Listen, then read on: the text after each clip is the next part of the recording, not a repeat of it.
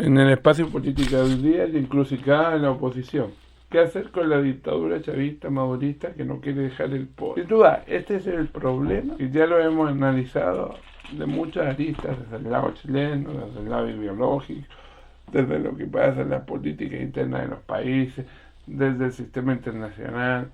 Hicimos ya anteriormente una visión de cómo se produjo el conflicto. Ahora la idea es ver cómo esta oposición venezolana, multipartidista, ADECO, COPEI y partidos más pequeños, y nuevos partidos que han surgido en todos estos años de dictadura, van a tener que ensamblar, van a tener que producir un trabajo que les costó mucho. Primero, la unión, llegar al candidato único y que el señor González se transformara en candidato. Costó muchos años de intentos individuales, de líderes caudillescos que enfrentaron a Maduro, inclusive con formas y técnicas violentas, Leopoldo López, Capriles y otros líderes exiliados,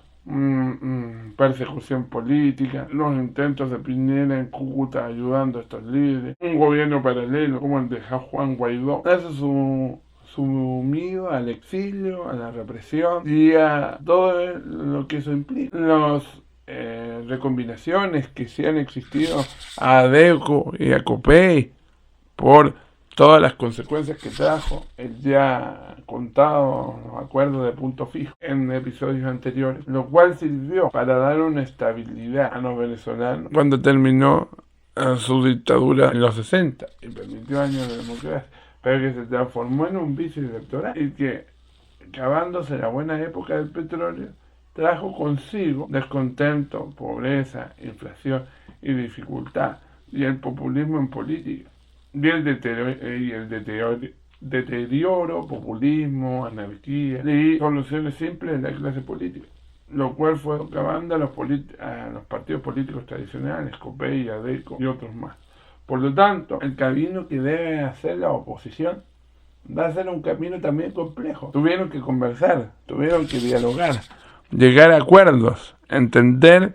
que había un adversario común que había que derrotar, que hay que hacer un camino democrático, que hay que reconstruir el país. Y de a poco entendieron, seguramente por ayuda de otros actores internacionales y de sus respectivos exilios, entender la situación. Se ha ocupado como espejo la lógica concertacionista que se generó en el plebiscito del 88 en Chile para enfrentar a la dictadura militar de Pinochet, que ha sido un proceso sin duda exitoso para enfrentar una dictadura y dar una solución política y democrática, no exenta de problemas y no exenta de polémica, porque se tuvo que ceder y se tuvo que negociar con la que es algo que se ve como posibilidad por la idea planteada por Estados Unidos y por el Centro Carter de hacer una transición pactada en Venezuela a raíz de esta situación. Ojalá se dé, pero con circunstancias más favorables como se dio en Chile. Pero lo que debe ocurrir aquí es que la unión conseguida por la oposición, que los egos de López, Capriles, Guaidó y otros líderes desgastados, porque no sirvieron ninguno de los procedimientos que quería seguir, legítimos y no legítimos, para derrocar a la dictadura, ahora pueden conversar y empezar desde ya, quizás lo están haciendo desde este momento, a fijar cuál va a ser la Venezuela del futuro y establecer las bases de la transición y generar un diálogo y un marco de todos los sectores políticos para que no ocurran los mismos vicios que llevaron a que Venezuela llegue a esta dictadura. Se preparen y absorban todas las ideas y experiencias en los países donde están en exilio para levantar a un país que lo van a recibir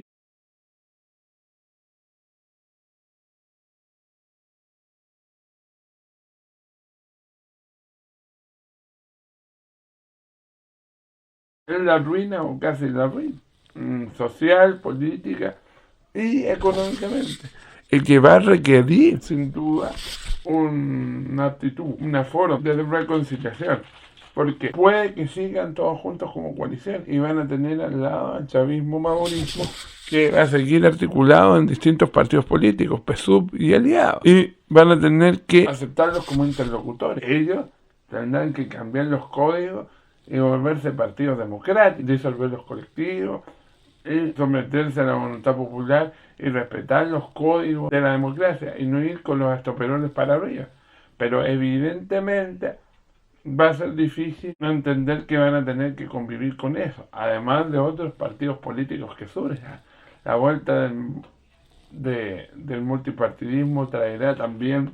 elecciones legítimas y transparentes, hacer andar una industria, recuperar una industria agraria, televisión y todo lo que caracterizaba a Venezuela por muchos años. Reconstruir un país, y eso va a requerir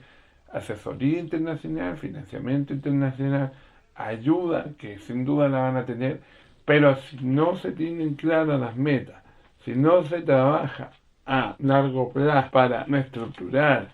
y reconfigurar un nuevo país y echarlo a andar nuevamente, va a ser complejo. Esa va a ser tarea de todos los venezolanos, los que decían regresar y los que están allá. Va a tener que haber tolerancia política e ideológica, va a tener que haber consenso.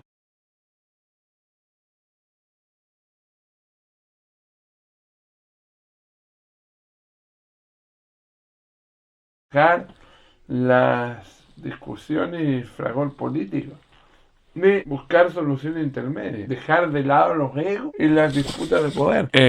tratar de copiar modelos aprendidos que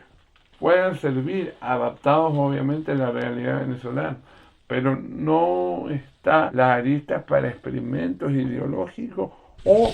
otras locuras que puedan llevar a un camino igual o peor. Escuchar a la población y a los ciudadanos bien es algo que las democracias se olvidan, y cuando vienen estos procesos políticos de dictadura se olvidan más todavía, y cuando renace la democracia, en el caso de venezolano, cuando eso ocurra, tendrán que escuchar a la ciudadanía y dar soluciones, modernizar su Estado, establecer mecanismos anticorrupción, sacar los vicios anteriores, cambiar el switch político e ideológico, modernizarse y cambiar un poco las culturas políticas, como lo hicieron en Chile el socialismo, que pasó de claramente marxista a ser socialdemócrata, que nos puede gustar o no, pero fue un cambio que les permitió subsistir y sobrevivir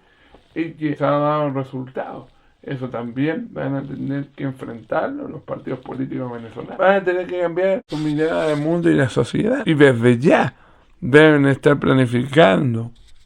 sin duda, modelos económicos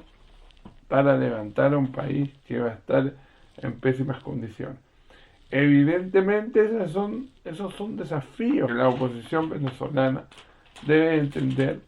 y que son necesarios de afrontar, porque la tarea no es fácil, es titánica, es completamente compleja y todavía tienen la incertidumbre de cuándo se va a producir ese cambio. Al parecer estamos cerca, pero están luchando con un régimen que es impredecible y que no quiere salir del poder. Y cada día que esté, la agricultura se va a seguir echando a perder, la economía en general se va a seguir echando a perder, el tejido social se va a seguir echando a perder, va a seguir estableciéndose la propaganda y asentándose los mecanismos, y va a haber que resetear y reculturizar a los venezolanos,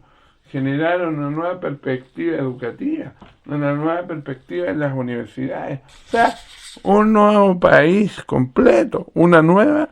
relación sindical, un nuevo paradigma y visión país, etcétera. Una tarea titánica que González tendrá que empezar y sus sucesores, pero esto no va a terminar como esto, que se confirman los resultados, tiene que empezar con él. Y seguramente va a haber reformas políticas. Se va a plantear la idea de una nueva constitución, que es lo más lógico, porque la constitución chavista maurista fue elegida por mecanismos ilegítimos, Pero obviamente ya sabemos, por la experiencia chilena, que sacar una constitución ilegítima no es tan fácil. Ese escenario también va a tener que tomarlo en cuenta la oposición y va a tener que ver de qué manera va a enfrentar esa situación. Si no, tendremos un déjà vu. Ya no es sesentero, setentero chileno a color en Venezuela en el 2024 con el chavismo-maurismo, sino que lo tendremos después, en la disputa y en la instalación y en tratar de establecer una nueva constitución. Por lo tanto, si la élite política venezolana en estos años no aprende a ser tolerante, a trabajar juntas, a no repetir los errores del pasado y a establecer una nueva base de diálogo para el tiempo político que viene a futuro, cuando se confirme la victoria de González o la salida del poder de Maduro, evidentemente la situación será más compleja. Otro rol relevante será el de la comunidad internacional, que evidentemente tendrá y seguramente ayudará a Venezuela con dinero, con medios, con programas internacionales, con financiamiento, con solidaridad cultural, social, con posibilidades para la repatriación,